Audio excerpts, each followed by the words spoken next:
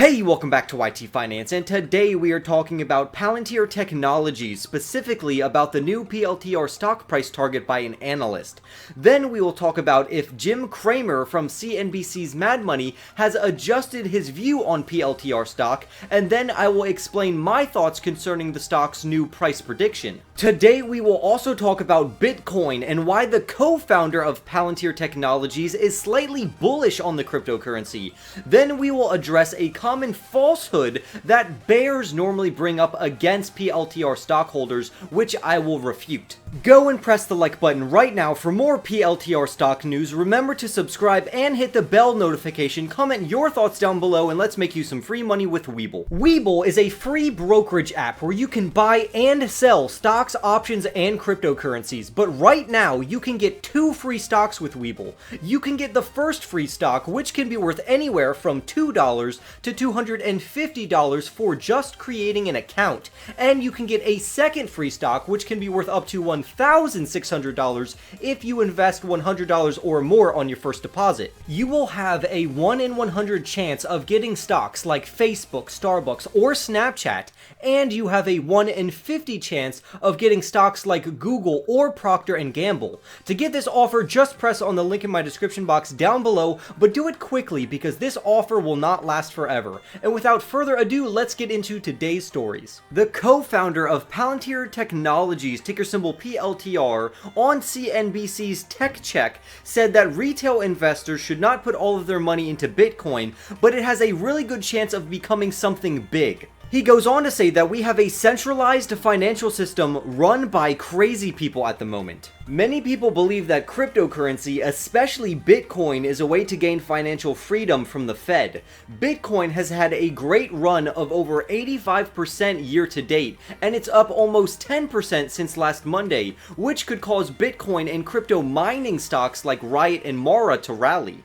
And with Palantir's co-founder being slightly bullish on Bitcoin, it would not surprise me if more software-related companies like Palantir adopted Bitcoin to their balance sheets. Now, Jim Cramer from Mad Money made some interesting comments that I did not agree with, specifically concerning ChargePoint, because he said to sell it even though ChargePoint has a $38.50 price target. For PLTR stock, Cramer has remained more or less neutral by saying that he does not understand Palantir because it's a black box, so he would only invest if it was cheaper. He also seems to have a bearish prediction for ticker symbol SRNE at $4 when the average price target for that stock is $27.50. In other stock news, we had a Morgan Stanley analyst upgrade Tesla's TSLA stock to $900. We also saw an analyst upgrade of Microsoft's MSFT stock to $290. And lastly, we got a rather low price target or price prediction for Palantir's PLTR stock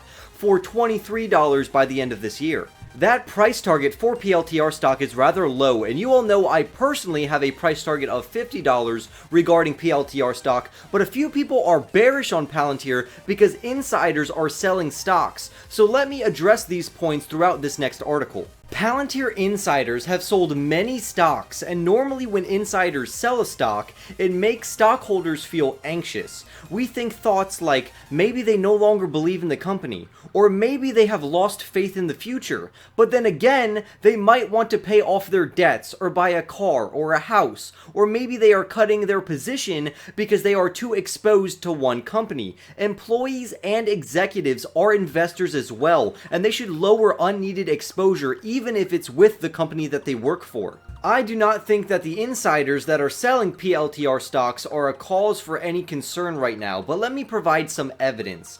Palantir is an industry-leading data analytics company with extremely prestigious clients, and with insiders selling, long-term holders should come out on top, even though it may look bad in the short term. Now, don't get me wrong, I am a long-term holder of Palantir Technologies, but if the company does not grow, this will hurt and dilute shareholders very badly. But let me now explain why I think that this is not going to hurt Palantir whatsoever. After Palantir's direct listing, executives were allowed to sell up to 20% of their stock holdings, and many executives did just that. Plus, we also had the lockup period expire, where insiders were not allowed to sell certain stocks, so when that went away, we had way more selling. With these two major sell-offs combined, we had over $1 billion worth of stocks sold off. So this is clearly not panic selling as some people would lead you to believe, and much of this stock sell-off was actually on a predetermined basis on a particular sell-off date through a 10b5-1 plan, or because of the executive stock compensation plan. Selling their stocks is actually how they get paid. Not to mention, since the company has been private for around 17 years, I am not surprised to see executives sell off their shares quickly to increase their liquidity. We also should keep in mind that Palantir uses a stock compensation plan for many of their employees as well, who get paid in stock that they can then sell.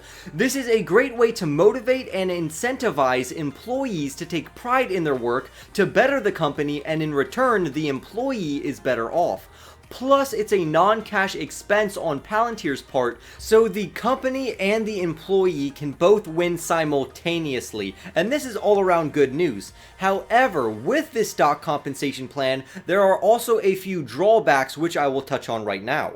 With executives and employees mainly being paid in stocks, this requires the issuance of new stocks, which then dilutes the overall stock price, especially over time. For instance, Palantir went from 581 million shares in December of 2019 all the way to 1.52 billion shares just a year later.